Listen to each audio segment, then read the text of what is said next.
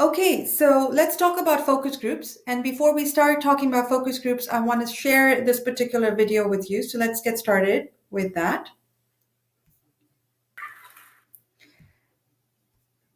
Okay, so what you're seeing here is a focus group, one of those, I would say, original focus groups. So the only reason I brought this in is because I wanted, us to start having a conversation about focus groups in advertising. Okay, so why does one use focus groups? We use focus groups to identify what people think, right? Attitudes, behaviors, motivations of our potential customers. So often these focus groups, they're much smaller. I would say, 5 to 8 people. And there's a moderator who is conducting this group, asking questions, making sure everybody answers, making sure that there's not one person that takes over that conversation.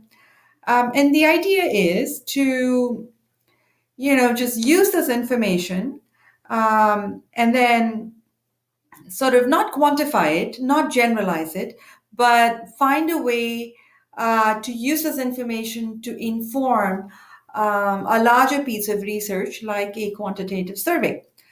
So that is the reason why most of us, do focus groups. Now, focus groups in general are expensive. Um, you're looking at what, $25,000, $30,000 per city for 3 or 4 focus groups. There are focus group facilities out there, and we use those facilities to conduct these groups. It has like one of those one-way mirrors. And so people are sitting in one room, let's say on a round or oval table with the moderator. And on the other side of that one-way mirror is your client, is, a group of, researchers who are taking notes as they're listening in and watching those focus groups, right? So that's kind of how most focus groups are conducted. And then the moderator would walk in and out of that larger room to check in with her or his team to see if all those questions were answered, if any more questions need to be asked, if any specific issues need to be probed. That is how generally a focus group is conducted. And then the research team would, at the end, of course, the folks who come for the focus group, they're paid, then they leave. And then, everything has been recorded. So, the research team looks at all the recordings to see what worked, what questions were answered, and how many people felt a specific way, and if there were any specific insights that came out of that conversation. Okay, so the idea really is to identify attitudes and motivations of people, and we never generalize this result. We tend to use this information to inform a larger piece of research like a survey, and that's when things are quantified. Okay. What I want to do is show you this other, case study, and this is a Domino's Pizzas case study, and how they had focus groups and how they changed a bunch of things based on all the findings during this focus group. Of course, now this is not specifically to advertising, but it is definitely what the team used to change their products. But I wanted to introduce to you, how it is done in a corporate setup and how effective sometimes it can be. So let's have a look at this one.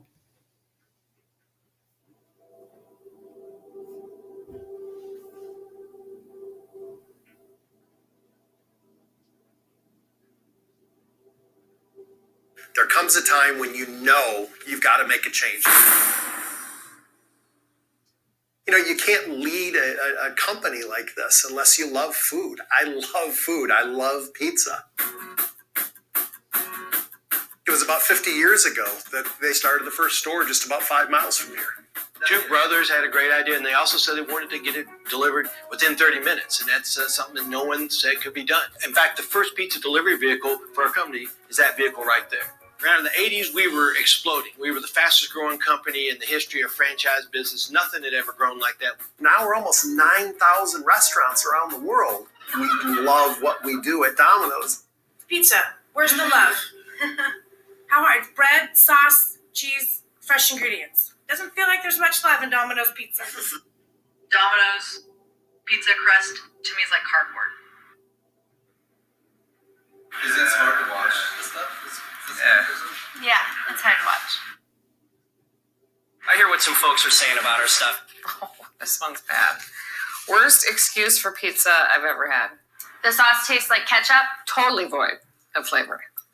You know what? When you first hear it, it's shocking. The cardboard complaint is the most common one. This we hear over and over and over. I mean, that hits you right in the heart. This is what we've done. This is what I've done, for 25 years now. You can either use negative comments to get you down, or you can use them to excite you and energize your process and make it a better pizza. We did the latter. Most companies hide the criticism that they're getting, and we actually faced it head on. Some people didn't get us credit for the taste of our product. That's what we're fixing. We listen to our consumers, and they want us to be better, and we want them to be happier. We want people to love our pizza. This is what's driving us. This is what's lit the fire under us. This is what's making us want to get better. Who are we? It's been crazy down here. We had our best chefs working hard to find the best combination, looking at 10 crust types, 15 sauces, dozens of cheeses. You can't just add a little salt or add a little something to the recipe. I mean, we basically had to start over with a new recipe. And they were working day and night and weekends to get it done. This is Roxanne. She's one of the lead chefs for pizzas, and she's constantly trying new stuff, and she's saying, try this and try that. The day she put this in front of me, I said, dang, this is the real deal. We changed everything. The crust, the sauce, the cheese. Now it tastes better. We started working on the cheese. We've got shredded cheese. Cheese. It's cheese. It's tastier. When you smell it, it's got an aroma to it. I mean, this is what cheese should be. We started working on the sauce. New sauce is bright. It's spicy. It's robust. We've got garlic in here. We've got oregano. We've got basil. We've got and a little bit of red pepper, just to tingle on your tongue. It's a bold flavor. When you bite into that, that's what pizza sauce should taste like. We started working on the crust. A nice, rich, buttery crust with some garlic and some herbs in there. It gives it a nice finish for you. Great taste from the first bite to the last bite on every single slice. Now we got great food. We've earned the swagger, right? We're going to do an end zone dance on this one. I can't wait to have people try it. And it's not even about being right. It's about us having great food. No, it's about us being right. And I can't wait for Adrienne to try our new pizza. So I think she's going to be surprised. We're going to bring her the new pizza. See how she likes it. She has no idea we're coming. Hi. Adrienne? Yeah.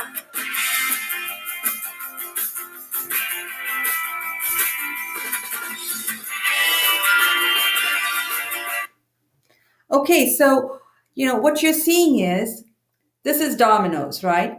They changed the recipe after a whole focus group activity. I mean, we just saw one. They probably did several focus groups, and and they've also done other things, like national taste tests, and they had food bloggers, respond and all of that. But what you're seeing is good research, a bold move by the company, and whatever they did worked. So this is focus groups. In the next video, we'll talk about advertising copy testing.